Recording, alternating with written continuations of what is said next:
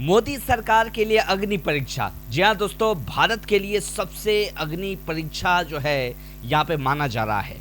क्या टूट जाएगा ब्रिक्स? जी हाँ बिल्कुल, बात हम कर रहे हैं इसी को लेकर रखी, आखिरकार ब्रिक्स क्या है और ब्रिक्स क्या टूट जाएगा।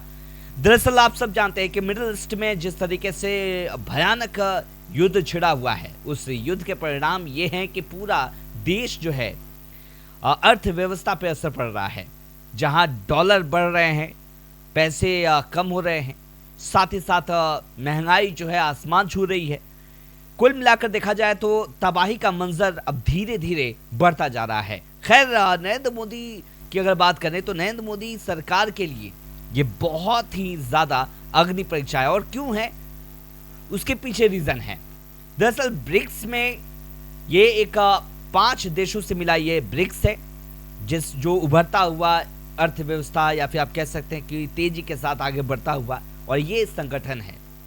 अब मामला सारा गड़बड़ाता है यहीं से। दरअसल जैसा कि आप जानते हैं कि जैसे वर्ल्ड कप होता है, किसी देश में होता है, फिर दूसरे देश में होता है, ठीक ऐसे ही ये सम्मेलन होता है जो कि साल दर साल जब भी ये सम्मेलन होता है ये अलग अलग देशों में होता है, और इस बार भारत में होना है, जो कि शायद मैं भी गलत नहीं हूं तो अगस्त या सितंबर के आसपास में होगा। B for Brazil, R for Russia, I for India, C for China और एस फॉर साउथ अफ्रीका। अब सबसे बड़ी बात यहां पे ये नजर आ रही है कि इस पे खतरा क्यों हो रहा है और मोदी सरकार के लिए अग्नि परीक्षा क्यों है। क्योंकि इस सम्मेलन में बहुत सारे लोगों को न्योता दिया जाता है और वो भी देश आकर शिरकत करते नजर आते हैं, बातचीत करते नजर आते हैं। उम्मीद जताया जा रहा था कि ये भारत में होने वाला है और ऐसे में मिडिल ईस्ट में जो लड़ाइयाँ हो रही हैं उसको लेकर चर्चा किया जाएगा, उसको बंद करने के लिए चर्चा किया जाएगा। अब यहीं पे सारा मामला फंसा हुआ है। ईरान को न्योता दिया गया है, दुबई को मतलब यूएई को भी दिया गया है न्योता, इजराइल को भी न्योता दिया गया है।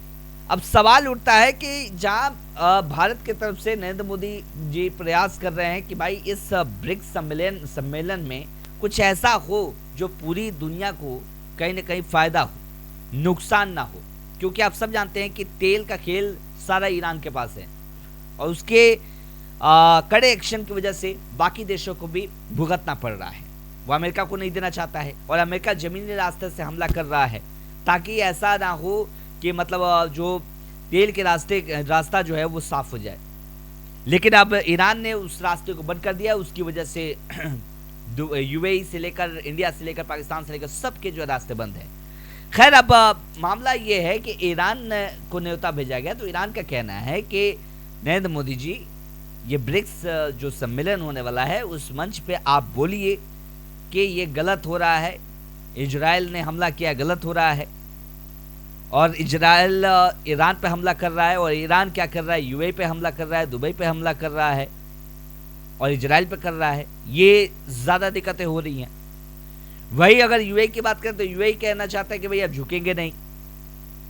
तो इस चीज़ को लेकर मामला अटका पड़ा है और ऐसे में जो ऑर्गेनाइज कर रहा है उसके लिए थोड़ा सा मुश्किल हो गया। तो भारत के लिए मुश्किल हो गया है कि भाई किस तरीके से मैनेज करें, किस तरीके से इसको रोका जाए और किस तरीके से सम्मेलन में सबको इकट्ठा किया जाए। ये बहुत ही अच्छे इम्पैक्ट पड़ता है सामने। अब ये सवाल है, लेकिन अब सबसे बड़ी बात यहाँ पे ये भी है कि क्या टूट जाएगा ब्रिक्स जो भारत में होने वाला है इन झगड़ों की वजह से। क्योंकि ईरान अकेला है, उधर इजराइल, यूएई और अमेरिका, ये तीनों तो आपस में एकदम पूरा मिल के लड़ रहे हैं।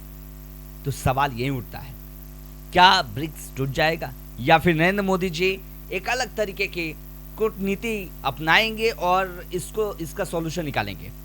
मुझे तो उम्मीद है, लेकिन आपको क्या उम्मीद है जरूर बताइए। चैनल पर नए हैं तो सब्सक्राइब, लाइक, शेयर, फॉलो जरूर कर लीजिएगा। आपके क्या राय हैं इन सब मुद्दे पर? क्या भारत को स्टैंड देना चाहिए, वहां पे जिक्र करना चाहिए ईरान की तरफ से या इजराइल की तरफ से या अमेरिका की तरफ से? हालांकि भारत अभी बहुत ही संभल के चल रहा है और सैल्यूट है नरेंद्र मोदी जी को, जिन्होंने बहुत ही समझदारी के साथ आगे बढ़ रहे हैं और उन्होंने बिल्कुल न्यूट्रल रहने के लिए फैसला किया है। आपको क्या लगता है ये फैसले को लेकर? जरूर बताइए। चैनल पर नए सब्सक्राइब, लाइक, शेयर, फॉलो जरूर कर लीजिए।